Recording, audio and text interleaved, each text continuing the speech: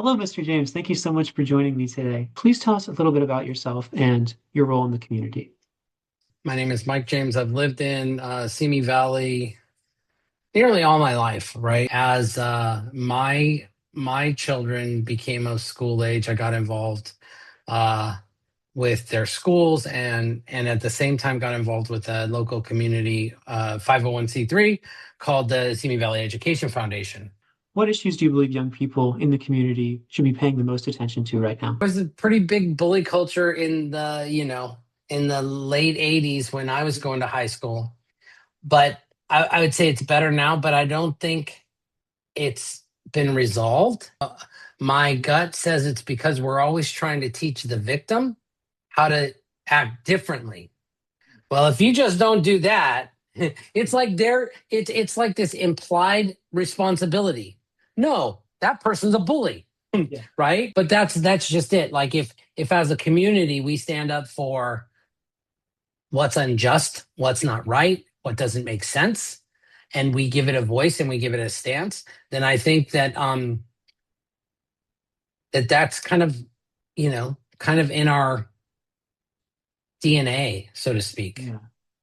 And I think that's really important, like giving these giving people voices, especially when they're going through these troubling things like bullying. How would you say that we could go about addressing those kinds of problems? The biggest advice is that if a community doesn't believe in something and won't tolerate it, then it becomes intolerable, right? Yeah. And I think that that's one thing that I've witnessed on some schools, right? Is that they don't tolerate, you know, hey, you're having a bad day, say you're having a bad day. Don't be mean to people, Yeah. right?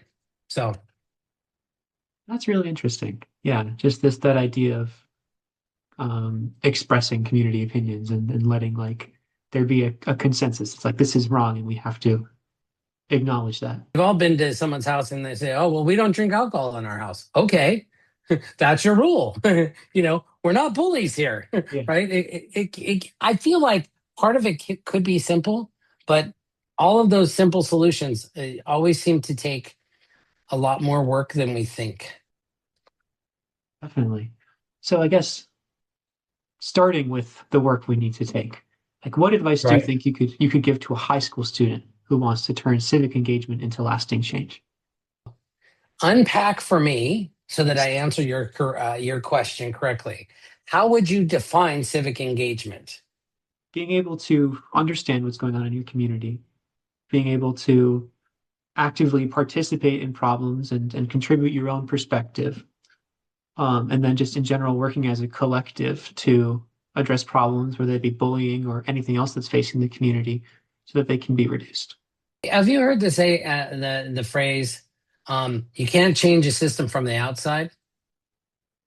Oh, interesting. So, and I may be misquoting it. So, but Mm, but the concept is this: by being part of, I can make improvement. yeah. If I am not part of, I can criticize. I can attempt to weaponize the system upon itself and thereby paralyze it. But for civic leaders are and should be engaged in which that they serve, right? And so I Mhm. think that community engagement is about promoting and supporting healthy social norms Mhm.